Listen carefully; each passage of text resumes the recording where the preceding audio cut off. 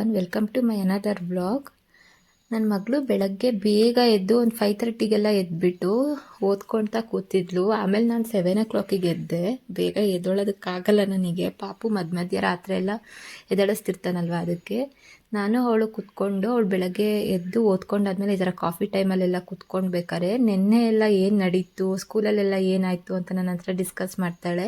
ಆ ಥರ ಕೂತ್ಕೊಂಡು ಮಾತಾಡ್ತಾನೆ ಇದ್ವಿ. ಅಷ್ಟು ಬೇಗ ನನ್ನ ಮಗ ಹೋಗ್ಬಿಟ್ಟು ಸೋಫಾ ಮೇಲೆ ನಿಂತ್ಕೊಂಡಿದ್ದ, ಸರ್ಚ್ ಮಾಡ್ತಿದ್ದ ಏನಿರುತ್ತೆ ಅಲ್ಲಿ, ಏನಾದರೂ ಬಾಯಿಗೆ ಹಾಕ್ಕೊಳ್ಳೋಕ್ಕಿದೆಯಾ ಅಂತ. ನೋಡಿ ಅದೇನೋ ಸಿಕ್ತು ಅವನಿಗೆ, ಬಾಯಿಗೆ ಹಾಕ್ಕೊಂಡ.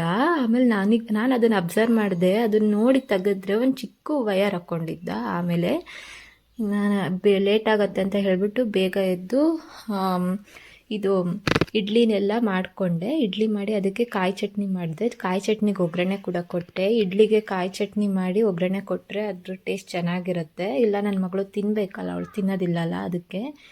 ಆಮೇಲೆ ಅಷ್ಟರೊಳಗೆ ನನ್ನ ಮಗ ಹಠ ಹಿಡಿಯೋಕ್ಕೆ ಸ್ಟಾರ್ಟ್ ಮಾಡ್ಕೊಂಡ. ಅವನನ್ನು ಹೊರಗಡೆ ಕರ್ಕೊಬಂದೆ. ಅವಳು ಕೀರ್ತು ನನ್ನ ಮಗಳು ರೆಡಿ ಆಗ್ತಾಯಿದ್ಲು.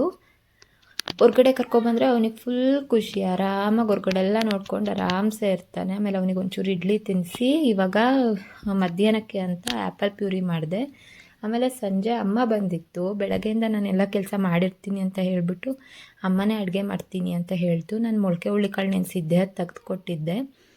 ಅದನ್ನು ಬೇಯಕ್ಕೆ ಹಾಕ್ಬಿಟ್ಟು ಸಾಂಬಾರು ಮಾಡೋಕ್ಕೆ ಸ್ಟಾರ್ಟ್ ಮಾಡ್ಕೊತು. ಜಾರಿಗೆ ರುಬ್ಬೋದಕ್ಕೆ ಅಂತ ಹೇಳಿಬಿಟ್ಟು ಚಕ್ಕೆ, ಲವಂಗ, ಬೆಳ್ಳುಳ್ಳಿ, ಶುಂಠಿ, ಈರುಳ್ಳಿ, ತೆಂಗಿನಕಾಯಿ, ಕೊತ್ತಂಬರಿ ಸೊಪ್ಪು, ಹಾಗೆ ಧನಿಯಾ ಬೀಜನ ಕೂಡ ಹಾಕ್ತು. ನಾನು ಇದು ಮೊಳಕೆ ಹುಳ್ಳಿಕಾಳು ಸಾರಿಗೆ ಧನಿಯಾ ಬೀಜ ಯೂಸ್ ಮಾಡಲ್ಲ, ಅಮ್ಮ ಹಾಕ್ತು. ಧನಿಯಾ ಬೀಜ ಹುರಿದ್ಬಿಟ್ಟು ಅದನ್ನು ವಾಶ್ ಮಾಡೇ ಹಾಕೋದು ನಮ್ಮಮ್ಮ. ಎಲ್ಲನೂ ವಾಶ್ ಮಾಡುತ್ತೆ, ನಾನಾದರೆ ಹಂಗೆ ಹಾಕ್ಬಿಡ್ತಿದ್ದೆ. ನಮ್ಮಮ್ಮ ಹಂಗಲ್ಲ, ಅದನ್ನು ನೀಟಾಗಿ ತೊಳೆದ್ಬಿಟ್ಟೆ ಹಾಕೋದು. ಆಮೇಲೆ ಖಾರ ಪುಡಿನ 1 ಸ್ಪೂನ್ ಹಾಕು ಅಂದಿದ್ದೆ, ಅಮ್ಮ 2 ಸ್ಪೂನ್ ಹಾಕ್ಬಿಟ್ಟಿತ್ತು. ಒಂಚೂರು ಖಾರ ಜಾಸ್ತಿ ಆಗಿಬಿಟ್ಟಿತ್ತು. ಆದರೆ ತುಂಬ ಚೆನ್ನಾಗೇ ಮಾಡಿತ್ತು. ಸಾಂಬಾರೆಲ್ಲ ಕುದಿಸ್ಕೊಂಡ್ವಿ. ಆಮೇಲೆ ನನ್ನ ಹಸ್ಬೆಂಡ್ ಆಲ್ಟಿಂಗ್ ಹೋಗಿದ್ರಲ್ವ, ಬರ್ತಾರೆ ಅಂತ ಫೋನ್ ಮಾಡಿದರು. ಅವ್ರು ಬಂದಾಗೆಲ್ಲ ಯೂಶ್ವಲಿ ಏನಾದ್ರು ನಾನ್ ವೆಜ್ ಮಾಡ್ತಾಯಿದ್ವಿ. ಆದರೆ ಇವಾಗ ಶ್ರಾವಣ ಅಲ್ವಾ, ನಾನ್ ವೆಜ್ ಮಾಡೋಂಗಿಲ್ಲ ಅಂತ ಏನಾದ್ರು ಸ್ವೀಟ್ ಮಾಡಮ್ಮ ಅಂತ ಹೇಳಿದೆ. ಅದಕ್ಕೆ ಅಮ್ಮ ಹೆಸರುಬೇಳೆ ಪಾಯಸ ಮಾಡ್ತೀನಿ ಅಂತ ಹೇಳ್ತು. ಅದಕ್ಕೆಲ್ಲ ರೆಡಿ ಮಾಡ್ಕೊತಿದ್ದೆ.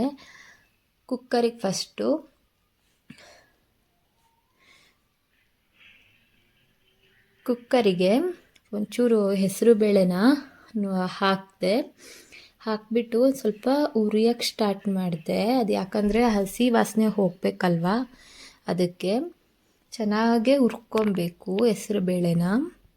ಹುರ್ಕೊಂಡಾದಮೇಲೆ ನಮ್ಮಮ್ಮ ಹೇಳ್ತು ಹಾಗೆ ನೀರು ಹಾಕ್ಬಿಡ್ಬೇಡ, ಫಸ್ಟು ಅದನ್ನು ವಾಶ್ ಮಾಡು ಅಂತು. ಅದಕ್ಕೆ ವಾಶ್ ಮಾಡಿದೆ. ವಾಶ್ ಮಾಡ್ಬೇಕಾದ್ರೆ ಬಿಸಿ ಕುಕ್ಕರ್ ಅಲ್ವಾ, ನೀರು ಹಾಕಿದ್ರೆ ಫುಲ್ ಚಟಪಟ ಸೌಂಡ್ ಬಂದ್ಬಿಡ್ತು. ಅಲ್ಲಿ ವಾಶ್ ಮಾಡಿ ಅದಕ್ಕೆ ಎಷ್ಟು ಬೇಕು ನೀರು, ಅದರ ಅರ್ಧದಷ್ಟು ಅಂದರೆ ಸ್ವಲ್ಪನೇ ಹಾಕ್ತೆ ಬೇಯೋದಕ್ಕೆ ಅಂತ. ಇದು 2 ಲೀಟ್ರ್ ಕುಕ್ಕರ್ ಅಲ್ವಾ, ತುಂಬ ನೀರು ಹಾಕ್ಬಿಟ್ರೆ ಅದು ಉಕ್ಕತ್ತೆ, ಮೇಲೆಲ್ಲ ಬರುತ್ತೆ ಅಂತ ಹೇಳಿಬಿಟ್ಟು. ಆಮೇಲೆ ಒಂದು ಕಡೆ ತೆಂಗಿನಕಾಯಿ ಅಮ್ಮ ತುರ್ಕೊಟ್ಟಿತ್ತು, ಅದಕ್ಕೆ ಏಲಕ್ಕಿ ಸೇರಿಸ್ಕೊಂಡು ರುಬ್ಬಿದೆ. ಆಮೇಲೆ ಒಂದು ಪಾತ್ರೆಯಲ್ಲಿ ತುಪ್ಪ ಹಾಕಿ ಅದಕ್ಕೆ ಗೋಡಂಬಿ ದ್ರಾಕ್ಷಿ ಹಾಕಿ ಶಾವಿಗೆ ಹಾಕಿ ಚೆನ್ನಾಗೇ ರೋಸ್ಟ್ ಮಾಡಿಕೊಂಡೆ. ರೋಸ್ಟೆಡ್ ಶಾವಿಗೆ ಆದರೆ ರೋಸ್ಟ್ ಮಾಡೋದೇನು ಬೇಡ, ಬರೀ ಗೋಡಂಬಿ ದ್ರಾಕ್ಷಿ ಹಾಕಿದರೆ ಸಾಕು. ಇದು ನಾನು ರೋಸ್ಟೆಡ್ ಶಾವಿಗೆ ತೊಗೊಂಡಿದ್ರು. ಅಮ್ಮ ಒಂದು ಸತಿ ರೋಸ್ಟ್ ಮಾಡತ್ತೆ, ಅದಕ್ಕೆ ನಾನು ಮಾಡ್ತಾಯಿದ್ದೆ. ಅಮ್ಮನೇ ಮಾಡ್ತಾಯಿದ್ದೆ ರೋಸ್ಟು. ನೀಟಾಗೆಲ್ಲ ರೋಸ್ಟ್ ಮಾಡ್ಕೊಂಡ್ವಿ. ಅಷ್ಟರೊಳಗೆ ನನ್ನ ಮಗ ಅಳಕ್ಕೆ ಸ್ಟಾರ್ಟ್ ಮಾಡ್ಕೊಂಡ. ನಾನು ನನ್ನ ಮಗಳನ್ನ ಎತ್ಕೊಂಡೆ. ಇದೆಲ್ಲ ವೀಡಿಯೋ ಮಾಡಿರೋದಲ್ಲ ನನ್ನ ಮಗಳು ಅಮ್ಮ ಇಬ್ಬರೇ ಈ ಥರ ಪಾಯಸ ಮಾಡಿರೋ ವೀಡಿಯೋ. ನೀಟಾಗೆ ಹುರ್ಕೊಂಡು, ಬೆಲ್ಲ ಇದೆಯಲ್ಲ ಅದರಲ್ಲಿ ಕಲ್ಲೇನಾದರೂ ಇರುತ್ತೆ ಅಂತ ಹೇಳಿ ಅದನ್ನು ಒಂದು ಸತಿ ಒಂಚೂರು ನೀರು ಹಾಕಿ ಕುದಿಸ್ಕೊಂಡು ಇಟ್ಕೋಬೇಕು. ಆಮೇಲೆ ನೋಡಿ ಇವಾಗ ಹೆಸರುಬೇಳೆ ಬೆಂದಿದೆ, ಫುಲ್ ಮೆತ್ತಗೆ ಬೇಯಬೇಕು ಹೆಸರುಬೇಳೆ. ಅದು ಬೆಲ್ಲನ ಕರಗಿಸಿ ನೀರು ಹಾಕಿ ಇಟ್ಕೊಂಡಿರ್ತಾರಲ್ಲ, ಅದು ಸೋಸ್ಕೋಬೇಕಾಗತ್ತೆ, ಇಲ್ಲ ಕಲ್ಲು ಇರುತ್ತೆ ಅದರಲ್ಲಿ ಒಂದೊಂದು ಹೋಗಿಬಿಡತ್ತೆ. ಹೆಸರುಬೇಳೆಗೆ ರುಬ್ಬಿರೋಂಥ ತೆಂಗಿನಕಾಯಿ ಹಾಕಿದ್ದಾರೆ. ಆಮೇಲೆ ನೀಟಾಗಿ ಕಲಿಸ್ಕೊಂಡಿದ್ದಾರೆ. ಅದು ನೀಟಾಗಿ ಕಲಿಸ್ಕೊಂಡು ಈಗ ಬೆಲ್ಲ ಸೇರಿಸ್ಕೋಬೇಕಾಗತ್ತೆ. ಅದು ಹಂಗೆ ಕರಗಿಸಿರೋ ಬೆಲ್ಲನ ಹಾಗೆ ಸೋಸ್ಕೊಂಡ್ರು. ಎಷ್ಟು ಚೆನ್ನಾಗಿ ಕುದೀತಾ ಇರುತ್ತೆ. ಸ್ಮೆಲ್ಲಂತೂ ಅದು ತೆಂಗಿನಕಾಯಿ ಹಾಕಿ ಅದು ಏಲಕ್ಕಿ ಹಾಕಿರ್ತೀವಲ್ಲ, ಅದ್ರಲ್ಲಿ ಘಮ ಘಮ ಘಮ ಅಂತ ವಾಸನೆ ಬರೋಕ್ಕೆ ಸ್ಟಾರ್ಟ್ ಆಯಿತು. ನನಗೆ ಬೇರೆ ಸಿಕ್ಕಾಪಟ್ಟೆ ಸ್ವೀಟ್ ಅಂದರೆ ಇಷ್ಟ. ಯಾವಾಗ ಪಾಯಸ ಆಗುತ್ತೋ ಕುಡಿತೀನೋ ಅಂತ ಎಲ್ಲ ಅಂದ್ಕೊತಿದ್ದೆ. ಆಮೇಲೆ ಅದೆಲ್ಲ ಆದಮೇಲೆ ಬೆಲ್ಲ ಎಲ್ಲ ಹಾಕಾದ್ಮೇಲೆ ಸ್ವಲ್ಪ ಕಲಿಸ್ಬಿಟ್ಟು ಇವಾಗ ಅದಕ್ಕೆ ಎಂತ ಅದು ಹುರಿದಿಟ್ಕೊಂಡಿರೋ ಶಾವ್ಗೆನ ಮಿಕ್ಸ್ ಮಾಡಿಕೊಂಡ್ರು ನಮ್ಮಮ್ಮ.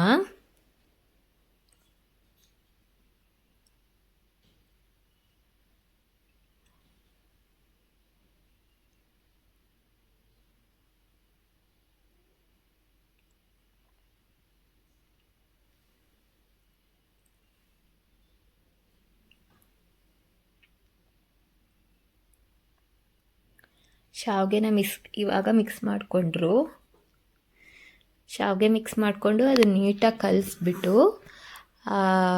ಸ್ವಲ್ಪ ಅದು ಶಾವಿಗೆ ಬೇಯೋ ತನಕ ಕುದಿಸ್ಬೇಕಾಗತ್ತೆ. ಸ್ವಲ್ಪ ಈ ಪಾಯಸನ ಸ್ವಲ್ಪ ನೀರಾಗೆ ಮಾಡಬೇಕು, ಯಾಕಂದರೆ ಅದು ಶಾವಿಗೆ ಎಲ್ಲ ಬೆಂದಾದ್ಮೇಲೆ ಅದು ಗಟ್ಟಿ ಆಗಿಬಿಡತ್ತೆ. ನೀರಾಗಿದ್ದರೆ ಕರೆಕ್ಟ್ ಕನ್ಸಿಸ್ಟೆನ್ಸಿಲಿರುತ್ತೆ. ಆಮೇಲೆ ಪಾಯಸ ರೆಡಿ ಆಯಿತು. ನನ್ನ ಚಾನಲ್ನ ಸಬ್ಸ್ಕ್ರೈಬ್ ಮಾಡೋದು ಮರಿಬೇಡಿ ಆಯಿತಾ. Thank you.